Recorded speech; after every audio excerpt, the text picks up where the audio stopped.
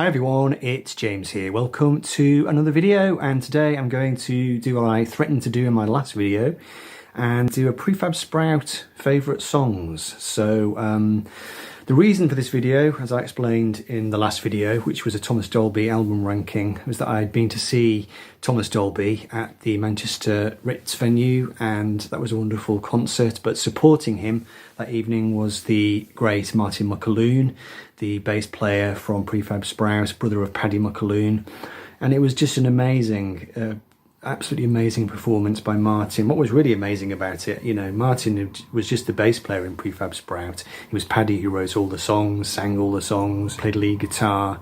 Martin was, you know, just the bass player, yet here he is out on tour, singing all those songs, playing guitar, solo guitar on them, acoustic guitar and electric guitar, all those fancy jazz chords and strange inversions, and he was great. He was, you know, he really did turn in a great performance, and just the amount of affection, love and affection which came out of the crowd for him and for the music of Prefab Sprout was just immense.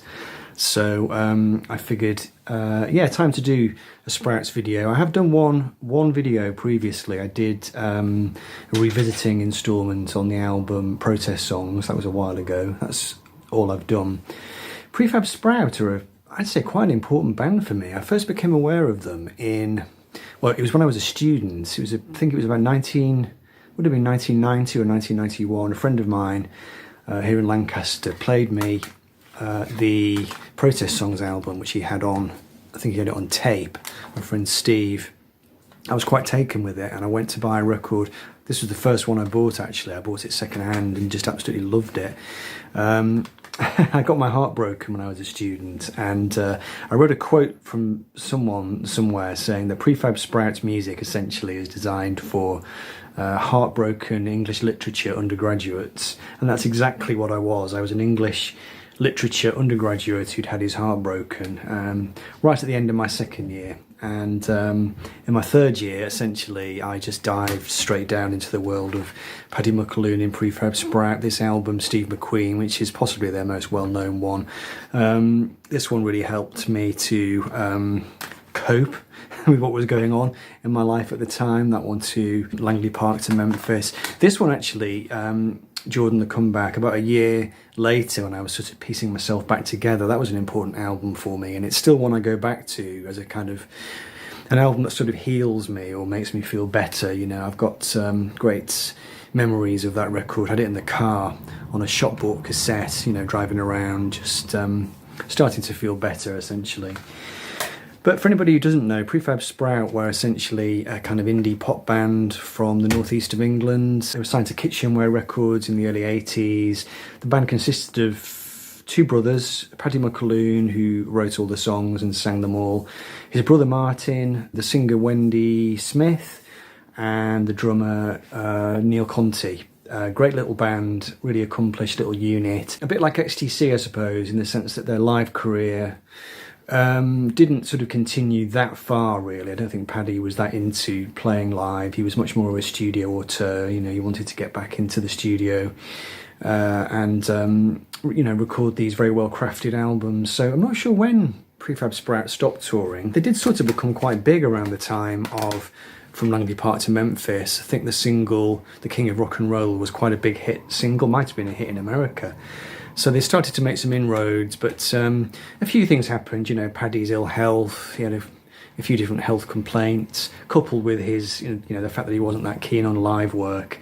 Essentially, the group started to fizzle, really. And, you know, in more recent times, Paddy now releases music under the name Prefab Sprout, but it's just him now on his own, for, you know, different reasons that I won't go into here. But it's a great shame, really. You know, their output was reasonably self-contained, you know, not a massive discography, but certainly I think one of the most individual and tuneful and likeable bands that came out of the 1980s. In terms of how much of a fan of theirs I am, I would say that the stuff that I love, I absolutely love. Paddy McAloon's music, sometimes it could get a bit saccharine, and you know, just half a spoonful of sugar too much can sometimes make things a bit too syrupy and sentimental, and I think he had that problem sometimes with his songwriting. You know, the arrangements were always quite elaborate, quite baroque, And if the song itself, at the centre of it, wasn't perhaps strong enough, you know, sometimes it could be a bit syrupy.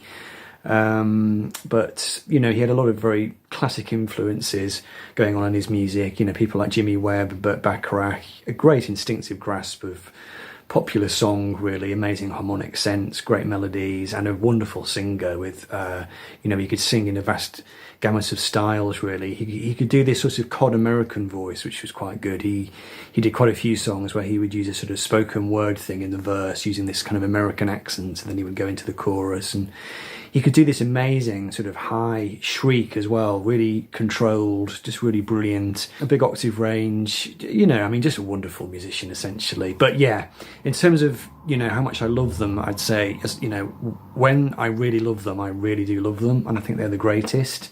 But there's, you know, there's a fair few songs of theirs which sort of leave me cold, but that's just the way it is, you know. Incidentally, this is the album to get if you don't really know Prefab Sprout's music. I love this CD back in the day, A Life of Surprises. This came out in the 90s, and that does collect together, you know, the vast majority of their really top drawer stuff.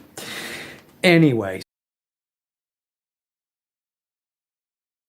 At number 20, I will go with The Ice Maiden from Jordan the Comeback, which is a really long album. It's a 19-track album, I think, and it comes towards the back end of the record, actually, The Ice Maiden, a really atmospheric song. I should have mentioned at the start of the video, the link between Thomas Dolby and Martin McAloon, because they were both on the same bill in Manchester, was that Thomas Dolby produced a couple of the Prefab Sprout albums. And to be honest with you, a large amount of what I love about Prefab Sprout often is down to the melding of the Thomas Dolby production, which has a certain kind of sound. I'm a huge Dolby fan. You know, wonderful kind of keyboard, layered kind of sound, very romantic sounding, very evocative, and it just fits really well with Paddy McAloon's songwriting, and that's a great example of that. So at number 20, that was one of the ones I really struggled to find when I was down to my last four. We'll go with The Ice Maiden at number 20. At number 19, we will have a song from an album which I've forgotten to pull off the shelf, so I'll have to flash up a picture of it. The album's called, I think it's The Gunman and Other Stories. But there's a great song on that album, Cornfield Ablaze, which could have come higher in the list, actually. Absolutely fantastic melodically, lyrically brilliant as well. I think it uses the metaphor of a cornfield on fire, essentially, to, you know, symbolise this man's love for his, you know, for his woman. It's just absolutely brilliant. It's completely epic. Number 16, we will go with the band's, well, I say the band, it's Paddy now, the band's last proper album of songs. He has released some music since this one, but I think this is the last album of pop songs that he put together just on his own. There's a wonderful song on this record. The opening track is called The Best Jewel Thief in the World, which somebody, a fan, put together a fan video for that one, which as far as I know is on YouTube still, and it cuts together an old Cary Grant film. Might have been called The Jewel Thief, actually, I'm not too sure, but it works brilliantly. If it still exists, I will link to it down below. But that's a great song. It's just classic Paddy, really, you know, sort of melancholy sound and just wonderful pop hooks. So off this really nice album, actually, Crimson Red, which came out in about 2013 or something like that, we will go with The Jewel Thief. Coming in at number 15, this is really challenging my knowledge of which songs are on which album. We'll go with a song which, again, I'm surprised I got it quite so low on the list, really, because it's an absolutely wonderful song. From Jordan the Comeback, we will go with the song Carnival 2000, which starts with the most heart-rendingly beautiful acoustic guitar. It just absolutely, you know, chills you to the bone. It's just absolutely wonderful, and then goes into this quite OTT production. It's a little bit overproduced. That might be why I've got it a bit low on the list, but it's still an absolutely brilliant song. I've lost track of my numbers now, so I'm just going to go up the list without trying to say which numbers we're on. Next one, we're going to go yet again from this album, and from Jordan the Comeback, we'll have the opening track, Looking for Atlantis, which has a wonderful rolling feel to it. It's a great album opener. Again, great tune, great lyrics. I'm going to stop repeating myself.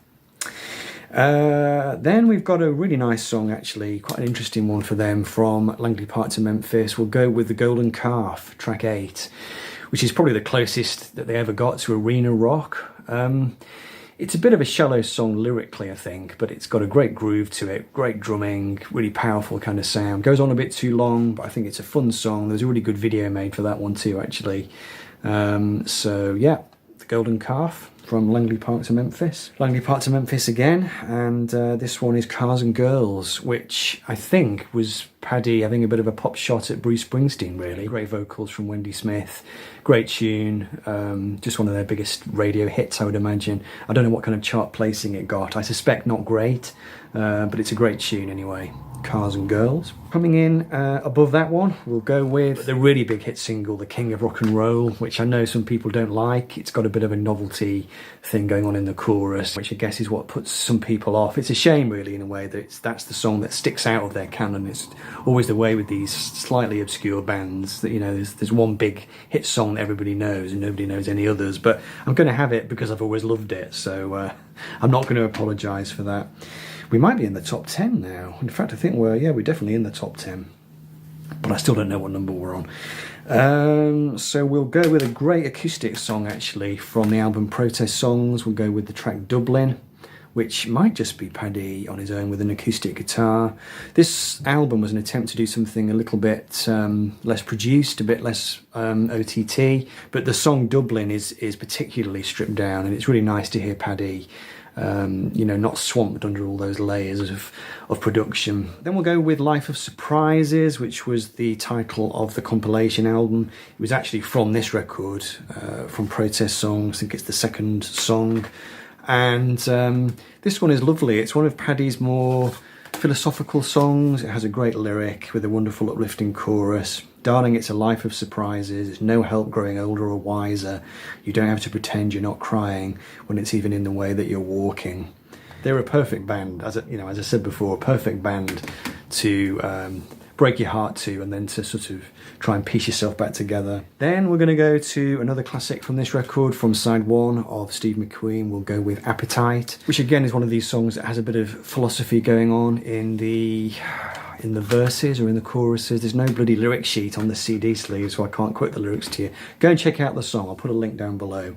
Appetite, but it's a great track, so let's have that. And then staying with that album again, we'll have the second track, Bonnie, a song of regret and heartbreak, I think. Starts out with a sort of acoustic guitar, very gentle, and then goes into quite a bombastic arrangement, really, but it's just wonderfully handled. The live version they used to do, it was interesting to see, because it didn't have this kind of Thomas Dolby production on it, and it still worked really well, but on record, Dolby had a way of making everything sound very smooth and very creamy.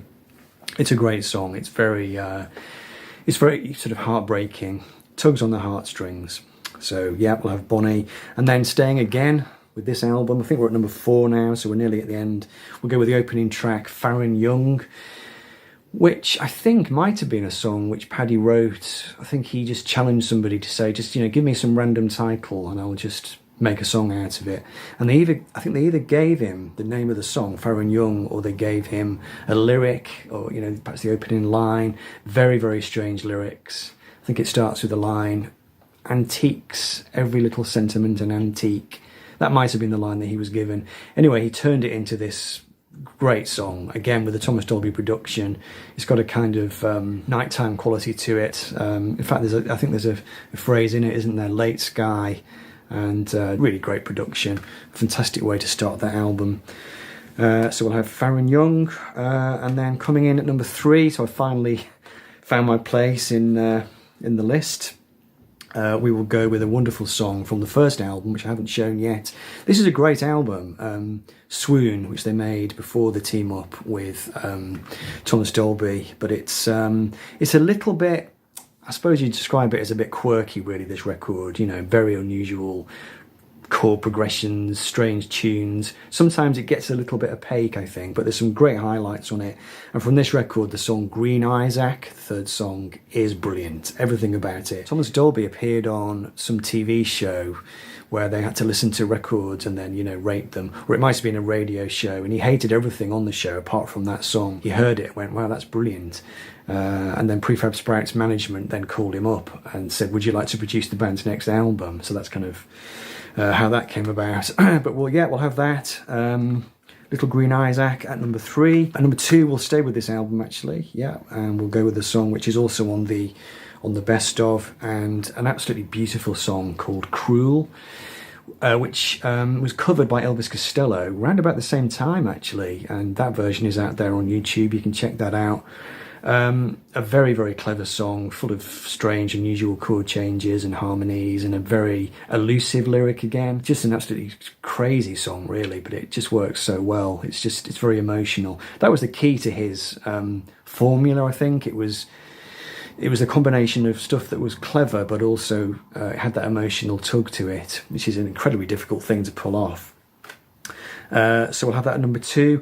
And for number 1, I've just gone with something sort of quirky, which people probably will be surprised by. It's just a song that for some reason I've always just totally loved.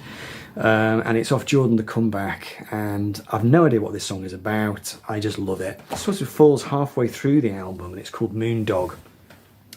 And I don't know what to say about this really, other than I just completely love it. It's atmospheric, it's lyrically strange, off the wall. It has a really uplifting chorus, some nice synth work in it, and yeah, I just love it.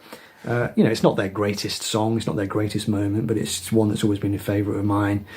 There's a couple of reasons for that, but I won't bore you with the details. But Prefab Sprout, they're the kind of band that you sort of, they have a habit of soundtracking your life, and there are certain songs which come at you at certain times, and they become very special for, very personal reasons. And it almost sounds like the music has been deliberately composed or put together with that in mind. A band that, or a composer in Paddy McAloon's case, who's able to craft songs which they somehow seem tailor-made to be the soundtrack to your life, and it's a very special gift, I think. And as I said, it was great to see Martin McAloon playing those songs. Really interesting, stripped-down versions, and an amazing guitar player. And what a strange thing for him to have been in that band all those years. Just playing bass on his brother's songs, and all the time. He's a great singer, great guitarist as well. So right, that'll do for now. Thanks for watching. I'll see you in the next video.